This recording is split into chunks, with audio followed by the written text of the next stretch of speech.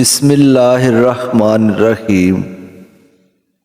اللہ کے نام سے شروع جو بڑا مہربان نہایت رحم فرمانے والا ہے۔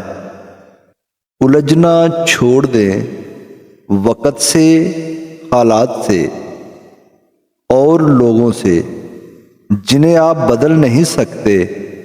اپنی توجہ اس پر مرکوز کریں جسے آپ بدل سکتے ہیں، یعنی کہ اپنا آپ۔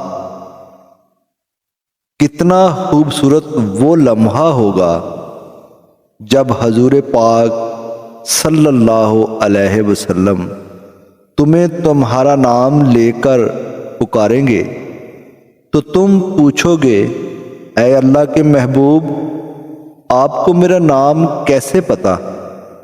تو آپ صلی اللہ علیہ وسلم فرمائیں گے، تمہارا درود و سلام تمہارے نام کے ساتھ مجھ تک پہنچایا جاتا تھا۔ دولت کی نمائش وہی لوگ کرتے ہیں جن کے پاس دولت کے سوا اور کچھ نہیں ہوتا۔ دنیا میں کچھ حادثے ایسے ہوتے ہیں جو سمجھا دیتے ہیں کہ ماں باپ کے سوا کوئی مخلص نہیں ہوتا۔ جنہیں ہمارے ساتھ کی ضرورت ہوتی ہے وہ ہماری بڑی سے بڑی غلطی کو بھی معاف کر دیتے ہیں، اور جو ہم سے بیزار ہوں وہ چھوٹی سی بات پر ہی ہاتھ چھڑا لیتے ہیں۔ خوبصورت چہرہ بھی بوڑھا ہو جاتا ہے، پرکشش جسم بھی ایک دن ڈھل جاتا ہے، لیکن ایک اچھا انسان ہمیشہ اچھا ہی رہتا ہے۔ کسی کی راہ میں ناحق مشکلات پیدا کرنے سے پہلے سوچ لیں کہ آپ اس کی تو صرف دنیا خراب کر رہے ہیں لیکن اپنی آخرت تباہ کر رہے ہیں۔ بہت کچھ سن کے بھی انسنا کرنا، بہت کچھ دیکھ کے بھی اندیکھا کرنا، بہت کچھ بولنا چاہ کر بھی چپ کر جانا، یہی ہے برداشت کرنا، صبر کرنا۔ ہر شخص اپنے ایمان کا پہلا گواہ خود ہے۔ اس کا دل کتنا میلا ہے اور کتنا پارسا ہے وہ بہتر جانتا ہے۔ کسی کو صرف اچھا کہنا ہی کافی نہیں ہوتا، کسی کے ساتھ اچھا رہنا بھی پڑتا ہے۔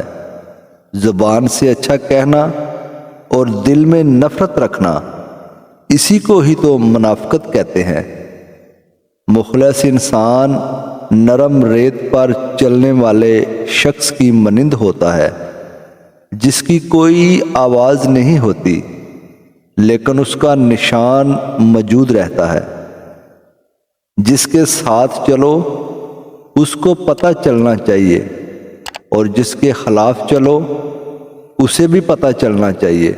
درمیانی راستہ منافقت کا ہے۔ جب کوئی آپ سے مدد مانگے تو یہ سوچ لیں کہ اس نے ہم سے پہلے رب سے مدد مانگی تھی اور ہمارے رب نے اسے آپ کا پتہ دیا تھا۔ مرہم کی لالچ میں اپنی دکھتی رگ کا پتہ لوگوں کو دینا بے وقوفی کی آخری حد ہے۔ کسی کا ساتھ دینا چاہتے ہیں تو کھل کر دیں ورنہ صاف انکار کر دیں۔ درمیانی راستہ تو منافقت کا ہوتا ہے، اور منافق انسان کسی رشتے کے لائق نہیں ہوتا۔ لوگوں کی سازشیں آپ کا کچھ نہیں بگاڑ سکتی، کیونکہ قرآن کہتا ہے، اور تمہارا رب بہترین چال چلنے والا ہے۔ لوگوں کے خوف سے حق کی بات کہنے سے نہ رکو، کیونکہ نہ کوئی موت کو قریب کر سکتا ہے اور نہ کوئی رزق کو دور کر سکتا ہے۔ یہ ضروری نہیں جو خوبصورت ہو وہ خوب سیرت بھی ہو۔ کام کی چیز اندر ہوتی ہے، باہر نہیں۔ اگر خوش رہنا ہے تو دو چیزیں بھول جائیں، وہ برا سلوک جو تمہارے ساتھ کسی نے کیا ہو، وہ اچھا عمل جو تم نے کسی کے ساتھ کیا ہو۔ اعتماد ایک چھوٹا سا لفظ ہے جس کو پڑھنے میں سیکنڈ، سوچنے میں منٹ، سمجھنے میں دن، مگر کرنے میں ساری زندگی لگ جاتی ہے۔ کبھی کبھی ڈھیروں لفظ ہونے کے بعد بھی بولنے کو دل نہیں چاہتا، نہ بتانے کے لیے، نہ جتانے کے لیے، نہ ہمدردی کے لیے۔ لوگوں کی اصلیت سامنے آ جانا بھی اللہ تعالیٰ کی بہت بڑی نعمت ہے۔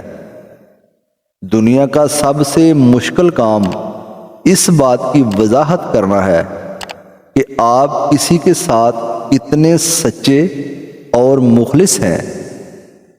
دھوکے ہوتے رہتے ہیں، لوگ بے نقاب بھی ہوتے رہتے ہیں، مگر ہر چیز کو جان کا روگ نہیں بنا لینا چاہیے۔ مسکراؤ اور آگے بڑھ جاؤ۔ بابا یہ فرماتے ہیں، پتر، کچھ لوگ فساد کی جڑ نہیں، مکمل درخت ہوتے ہیں۔ رشتے اگر تھوڑے بکھر جائیں تو سمٹنے والے کم اور آگ لگانے والے بڑھ جاتے ہیں۔ جب تھک جاؤ تو اللہ کے سامنے جھک جایا کرو، کیونکہ لوگ تھوڑی سی غلطی پر چھوڑ جاتے ہیں، لیکن اللہ تھوڑی سی عبادت میں بھی تھام لیتا ہے۔ انسان کے آنسو اس وقت مقدس ہوتے ہیں جب وہ کسی اور کے دکھ اور تکلیف کو محسوس کر کے نکلے۔ دنیا میں آپ کا حقیقی مقام وہی ہے جس کا اظہار لوگ آپ کی غیر موجودگی میں کرتے ہیں۔ ہر بار قصور تربیت کا نہیں ہوتا، بعض اوقات کچھ رنگ صحبتوں کے بھی چڑھتے ہیں۔ شعور کا پہلا درجہ خاموش رہنے کی عادت، دوسرا درجہ بدتمیزی کا جواب نہ دینا، اور تیسرا درجہ بد اخلاقی کا جواب اخلاق سے دینا۔ جب انسان اپنی غلطیوں کا وکیل اور دوسروں کی غلطیوں کا جج بن جائے تو پھر فیصلے نہیں ہوتے، فاصلے ہوتے ہیں۔ یہ ایک حقیقت ہے کہ انسان کو جہاں سے پیار کی سب سے زیادہ امید ہوتی ہے، اسے سب سے زیادہ دکھ بھی وہیں سے ملتا ہے۔ پیٹ میں گیا زہر ایک انسان کی جان لیتا ہے، جبکہ کان میں گیا زہر کئی رشتوں کی جان لیتا ہے۔